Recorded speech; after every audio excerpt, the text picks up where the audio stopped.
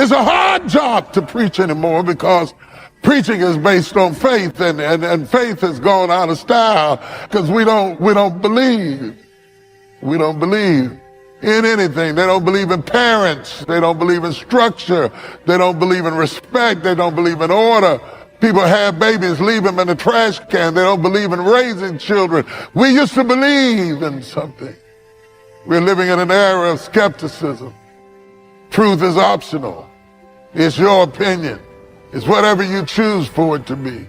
Alternative truths, alternative realities. We used to believe in something.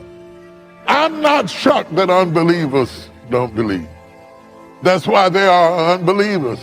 But I'm shocked sometimes to recognize that the skepticism that was outside the boat has crept through the pores of the boat. Somehow it has filtered through the pitch and got inside the ark, and now you have to believe. This spirit of skepticism that has attacked our generation, has attacked our age, has led to unnecessary death, unnecessary murder, unnecessary pain, the lack of solidarity, the accentuation of instability and anxiety, because when you don't have a truth to anchor yourself to, you're just floating around in the sea of an abyss of ideas, each one contesting the other one. It has led to arguments and fightings and murders and killings and shootings and arguing over turf, because there is no truth to anchor us. Truth anchors the soul. Truth holds us down. Truth opens up revelation. Truth opens up doors.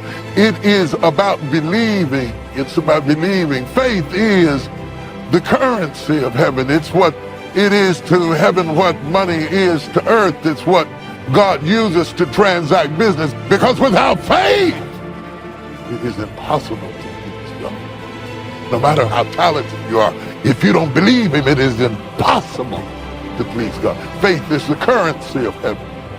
It is the substance of the thing I hope for. It is the evidence of things I don't see. If I was Satan and I wanted to bankrupt you, it wouldn't be enough to take your money. If I take your faith, I've left you bankrupt. If I take faith, you can't have no peace. If I take faith, you can't have no joy. If I take faith, you can't have no victory. If I take faith, you don't have no power. If I take faith, you don't have no confidence. If I take faith, you don't have no boldness. If I have faith, you don't have no conviction. If I take your faith, you're powerless, impotent, weak, incapable. Your lack of faith is an insult to God. Do you hear what I'm saying to you? There will be times in life that you don't understand what God is doing. Things don't make sense. Trouble, delays, closed doors, people that betrayed you, prayers that haven't been answered. It doesn't make sense now, but don't worry. One day you're going to understand. God is going to connect all the dots.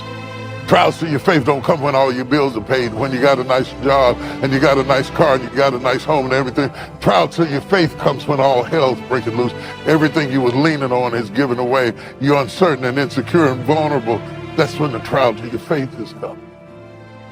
He doesn't allow things that He doesn't have a purpose for. That trouble is not a surprise to God. You can't see it right now, but behind the scenes, God is lining up things in your favor. When it's the right time, when it all comes together, it's going to work for your good. You'll look back and say, if that hadn't have happened, I wouldn't have this position. If that door hadn't have closed, I wouldn't have met this person. If I hadn't have gone through that difficulty, I wouldn't have stepped into this new level. Now, don't waste your time trying to figure everything out. There are some things you're not supposed to understand right now. We can't see the plan of God. If you're always trying to figure it out, it's going to frustrate you. Instead of using that energy trying to understand what's happening, use it to thank God that He's working. Thank Him that you're surrounded with His favor. You don't have to work it out. You don't have to live frustrated over what's not happening, discouraged over disappointments. You keep honoring Him and He'll open the right doors. He'll bring the right people. He'll turn negative situations around. He'll make things happen that you couldn't make happen. His plan for your life is much bigger than your own. If you're going to stay in faith, you have to learn to trust when you don't understand. Faith don't make it easy. Faith makes it possible.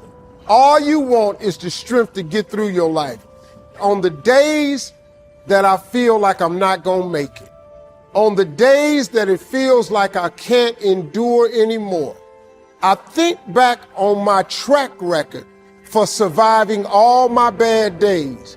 And so far, surviving all my bad days, my track record is 100%. I know a lot of very, very rich people that's miserable, not happy at all. I can bet you most of you are happier than most of the people I know.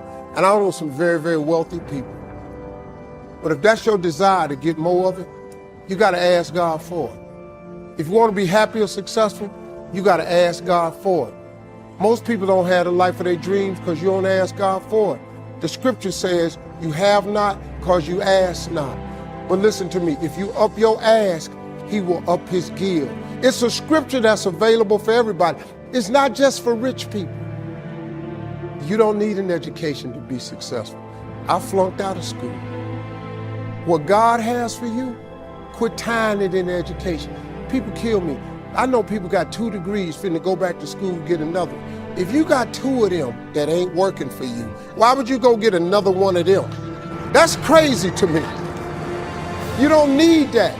I'm telling you, man, your whole success is tied in your relationship to God. You can simplify this by getting in touch with your Creator. That's your key, man. Quit tripping yourself out. Hey, y'all, don't forget to pray. Don't be ashamed to pray. And don't ever be too proud to pray, because prayer changes things. Thank y'all for coming, everybody.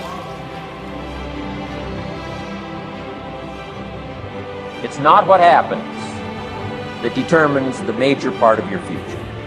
It's not what happens. What happens to us all. The key is what you do about it. It's not what happens, it's what you do about it. You will start that process of change. Do something different the next 90 days than you did the last 90 days. Like picking up the books to read. Do something different, like the new health disciplines. Relationship with your family, whatever it is, doesn't matter how small it is. You'll start doing different things with the same circumstances. Since we cannot change the circumstances, but we can change ourselves. We can change what we do. Few little simple principles here. Once you understand these, it starts to explain so much. Taking responsibility instead of putting it off on someone else. That transition sometimes is a challenging mission. You don't have to change what's outside. All you've got to change is what's inside. Don't wish it was easier. Wish you were better. Don't wish for less problems. Wish for more skills. Most people underestimate what time can do when backed up with massive activity. Right as I'm speaking to you, I'm looking out at the ocean right now, and there's a massive rock formation, and you can see the rivets in the rocks. And what caused those rivets in the rocks was compound pounding of the ocean hitting that rock over and over and over again. And over time, that ocean breaks the rock down. Over time, where you can see the breakdown in a rock that water does hitting it. Think about that over time. Not one time when the water hits it, not 2 times, not 5 times. When you add up years and years and years of that water hitting the rock, it breaks it down. And that's like getting through to your dream. You have to be like that water hitting the rock I'm staring at right now, that over time, that compound pounding breaks down the barriers, breaks down the obstacles, breaks down anything in your way of getting to your dream. And here's the crazy thing about most people. They will give up on their dream before the compounding has been allowed to kick in. So they'll work at it and they'll work at it and they'll work at it, and they don't see the breakthrough. But what they don't understand is that rock was getting ready to break if you just keep pounding against it. But because most people don't see the evidence, see, if you watch that water hit that rock over one day, you're going to see no difference. Maybe even 5 years.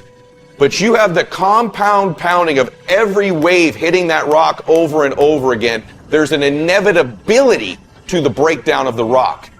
That's true of your goals and dreams as well. There's an inevitability to success.